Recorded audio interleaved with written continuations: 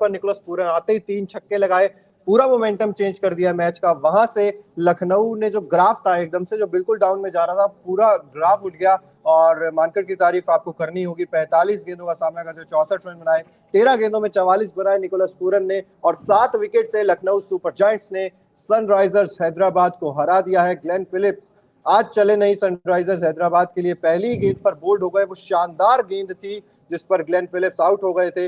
इनके बल्ले से रन निकलते तो हैदराबाद थोड़ा और आगे जाती। रन्स कम रह गए थे या खराब गेंदबाजी, क्योंकि एक वक्त पे तो देखिए पिच इतनी आसान थी नहीं, लेकिन परेशानी ये थी कि जब स्टोइनिस और मांकड़ और पूरन ने धुनाई स्टार्ट करी तो पैनिक बटन दब गया था खेमे में, मतलब आप हैदराबाद के खेमे में। और पार्ट टाइमर से मुझे समझ में आया नहीं। अभिषेक शर्मा थे, देखिए ग्लेन फिलिप ने 2 ओवर में 10 रन दिए थे, उनके ओवर हो गए थे। अब आप देखिए जब ये मैच खत्म हुआ है तो 1 ओवर मयंक मार्कंडे का भी बचा हुआ है।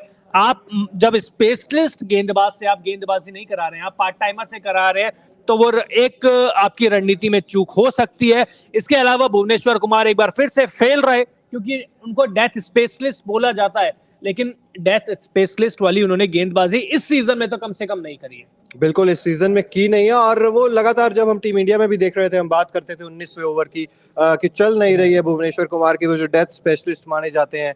तो ये कंटिन्यू चल रहा है सिलसिला। और भुवनेश्वर कुमार जो एक अहम गेंदबाज है, एक फ्रंटलाइन गेंदबाज है इस टीम के, अगर वो विकेट्स नहीं चटकाएंगे खासतौर पर लास्ट के ओवर्स में, तो फिर आपकी ऐसी दुर्गति होगी। और सनराइजर्स हैदराबाद ऑफिशियली अब कह सकते हैं आपकी बाहर हो गई है आईपीएल 2023 से, क्योंकि हर मैच जीतना जरूरी था। ये पंजे शायद लगाने को मिल जाए, लेकिन जिस तरीके का प्रदर्शन रहा है इस पूरे सीजन में वो निराशाजनक ही रहा। लेकिन एक समय तो चिराग लग रहा था कि आसानी से हैदराबाद ये मैच जीत जाएगी, बहुत आसानी से जीत जाएगी, लेकिन फिर स्टोइनिस आउट हो गए, उसके बाद तो लगा यार चलो अब तो जीत ही जाएगी। लेकिन पूरन आए, लगातार 3 गेंद पर जो 3 छक्के जो आप बात कर रहे हो, वहां से सब कुछ बदल गया। मतलब हैदराबाद के जज्बात बदल गए, नतीजे तो बदल ही गए, सब कुछ जो है ना वो बदल गया। लेकिन एक चीज ये भी है ना कि हैदराबाद की गेंदबाजी को अच्छा माना जाता है।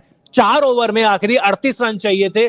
आपके सामने कौन थे? फारूकी थे, भुवनेश्वर कुमार थे और नटराजन थे। तीनों के तीनों डेथ स्पेशलिस्ट थे, फिर भी रन डिफेंड नहीं हो पाए। तो उसका मतलब क्या है कि प्रेशर ऐसा था कि जिसे झेल नहीं पाए। और ग्लेन फिलिप आज कुछ कमाल कर नहीं पाए। पिछले मैच में एक तूफानी पारी जरूर खेली थी, लेकिन आज बल्ले से कुछ कर नहीं पाए और पहली गेंद पर कुणाल पांड्या का शिकार बन गए। कुणाल पांड्या की गेंदबाजी की भी तारीफ होनी चाहिए, क्योंकि कुणाल पांड्या जिस हिसाब से आप पिछले कुछ मैचों में परफॉर्म नहीं कर पा रहे थे, सवाल उनके ऊपर भी उठ रहे थे, लेकिन आज उन्होंने कप्तान वाली एक जिम्मेदारी ली और बताया कि देखिए मैं हूं। और इनके बारे में क्या कहेंगे, मांकड़ जी के बारे में? देखिए डटे रहे, लड़ते रहे और जीत दिलाकर गए, ये सबसे बड़ी बात है, इंपॉर्टेंट बात है। लखनऊ सुपर जायंट्स जो हम लगातार बात कर रहे थे कि केएल राहुल की गैर मौजूदगी में वो जो कह रहे थे कि नहीं हो पा रहा है, लखनऊ से नहीं हो पा रहा, लेकिन फाइनली इनकी वजह से और दूसरे जो है निकोलस पूरन, उनकी वजह से लखनऊ सुपर जायंट्स ने आज सनराइजर्स हैदराबाद पर जीत पाई है। 44 नाबाद बनाए, 13 गेंदों में सिर्फ 338.46 का स्ट्राइक रेट, 4 छक्के निकोलस पूरन के बल्ले से निकले। शानदार बल्लेबाजी की और अंत में वो जो कहते हैं मोमेंटम पूरे तरीके से अपनी ओर शिफ्ट कर लिया, जहां से आप कह सकते हैं कि निकोलस पूरन जो पूरे आईपीएल में लगातार अच्छे रन बना रहे थे, बीच में थोड़ा डाउनफॉल जरूर आया था। लेकिन मेरा यही सवाल है कि जब लखनऊ ने इनको इतनी मोटी रकम देके खरीदा तो बहुत सारे सवाल उठे थे कि यार देखिए इन्होंने तो ना पंजाब की तरफ से अच्छा प्रदर्शन किया है, ना हैदराबाद की अच्छी तरफ से प्रदर्शन किया है।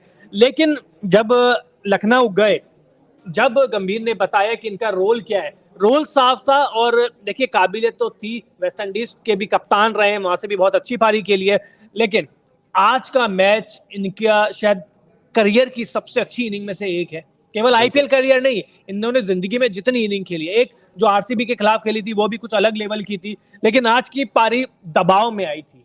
बिल्कुल दबाव में आई थी वो पारी की जिसकी हम बात करें। जैसे कल राशिद खान ने अपनी T20 करियर की सबसे अच्छी पारी खेली थी, वैसे ही आज आप कह सकते हैं कि निकोलस पूरन शानदार बल्लेबाजी का प्रदर्शन इनके देखने को मिला। और अगर इसी तरीके से लगातार परफॉर्म करते रहेंगे तो फिर आप कह सकते हैं कि लखनऊ सुपर जायंट्स भी अब तो काफी करीब आ गई है, क्योंकि 14 अंक हो गए हैं। 13 अंक हो गए हैं, माफ कीजिए, क्योंकि एक मैच वो जो चेन्नई सुपर किंग्स के खिलाफ रद्द हो गया था बारिश की वजह से। तो 12 मैच खेले हैं, 6 अंक हो गए हैं, यानी कि 2 मैचेस अभी बचे हुए हैं और अगर दोनों जीत लेंगे तो 17 अंकों पर क्वालिफाई कर लेंगे। तो सिनेरियो जो है वो लखनऊ सुपर जायंट्स के लिए भी ठीक ठाक बैठता हुआ नजर आ रहा है। बिल्कुल, और सिनेरियो बैठा, लेकिन अभी भी बहुत सारी चीज़ों पे काम करने की ज़रूरत है, खासकर तेज़ गेंदबाज़ी।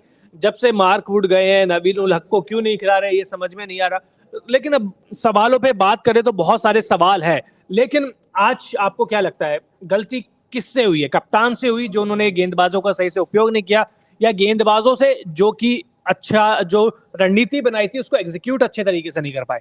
देखिए बिल्कुल कहीं न कहीं आपको ये चीज़ तो देखने वाली थी कि आप किससे गेंदबाज़ी करवा रहे हैं। जैसा कि आपने कहा अभिषेक शर्मा को वो जो आपने ओवर दिया 14 की इकॉनमी से अभिषेक शर्मा ने रन खाए हैं और उसके बाद अगर आप देखेंगे तो डेथ्स में भी जिस तरीके की गेंदबाज़ी चाहिए थी वो मिली नहीं। फज़ल हक फ़ारूकी जिनकी बात कर रहे हैं वो भी थोड़े बहुत महँगे साबित हुए और मयंक मार्कंडे जो आपके फ्रंट लाइन गेंदबाज़ हैं, वो जब रन खाकर गए तो वहाँ से प्रेशर ज़्यादा क्रिएट हो गया था। बट वापसी कौन करवाएगा? वापसी तो आपके मेन बॉलर ही कराएंगे ना। मयंक मार्कंडे का एक ओवर खराब गया है, उससे पहले 2 ओवर में उन्होंने 10 रन या अभिषेक 15 शर्मा नहीं से लिए। अच्छा तो आप ग्लेन फिलिप्स से ही ओवर करा सकते हैं। 2 ओवर में 10 ही रन खाए थे उन्होंने, तो वहां पर भी आप उनसे एक ओवर और करवा सकते थे। और जरूरत क्या थी, मुझे ये समझ में नहीं आ रहा कि जरूरत थी क्या, क्योंकि अगर अंतिम ओवर में अगर आपके पास 40 से ज्यादा रन रहते तो आप किसी से भी गेंदबाजी करवा लेते, कोई फर्क पड़ता ही नहीं। लेकिन वही जो 5 छक्के पड़े यानी 31 रन, एक वाइट गेंद भी थी, वहां से सब कुछ चेंज हो गया। वहां से दबाव में आ गई, पैनिक बटन दब गया, और वहां से एलएसजी के कैंप में एक वो संदेश गया कि हाँ,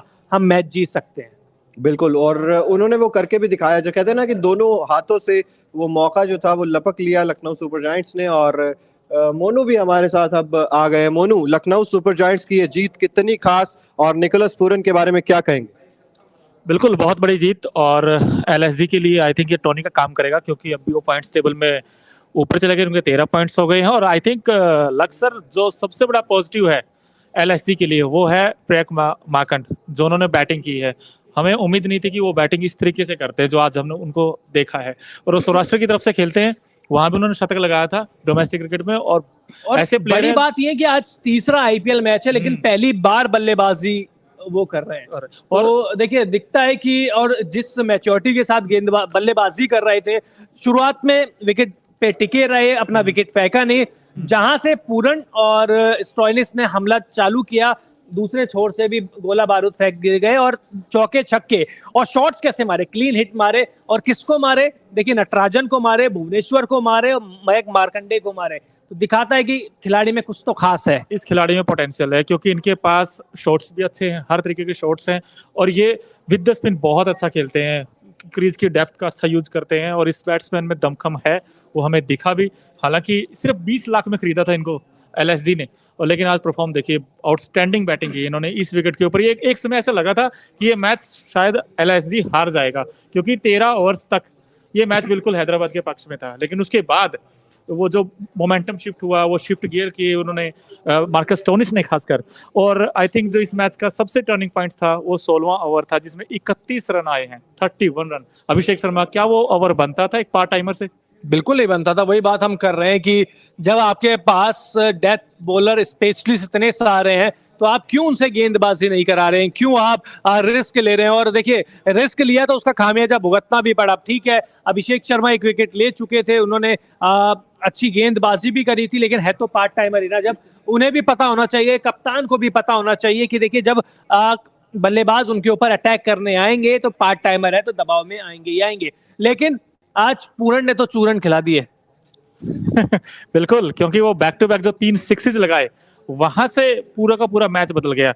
और निकोलस पूरन में एबिलिटी है, वो हमेशा लास्ट में आते हैं, और इस तरीके की बैटिंग हमने पहले भी देखी है, और आज भी उसी रंग में दिखे। और ये देखिए, अब एसआरएच शायद अच्छा, यहाँ पूरन के कारण ही मैच जीते हैं। पूरन की तारीफ तो देखिए, आज तो पूरन की तारीफ बनती भी है, और पूरन की तारीफ ही होगी हर तरफ, जैसा कि हम बार बार कह रहे हैं कि जब चूरन खिला दिया तो पूरन ने, तो अब तो कमाल होगा। और मुझे लगता है कि पूरन का पूरे आईपीएल इतिहास में जो सबसे ज्यादा अच्छा इस्तेमाल कर रही है वो एलएसजी ही कर रही है। बिल्कुल, आज भी देखिए 64 बनाए 45 बॉल्स में प्रियक माकंड ने, और 44 नॉट आउट रहे 13 गेंदों में, सिर्फ 13 गेंदों में। आप स्ट्राइक रेट देखिए 338 का, 3 चौके और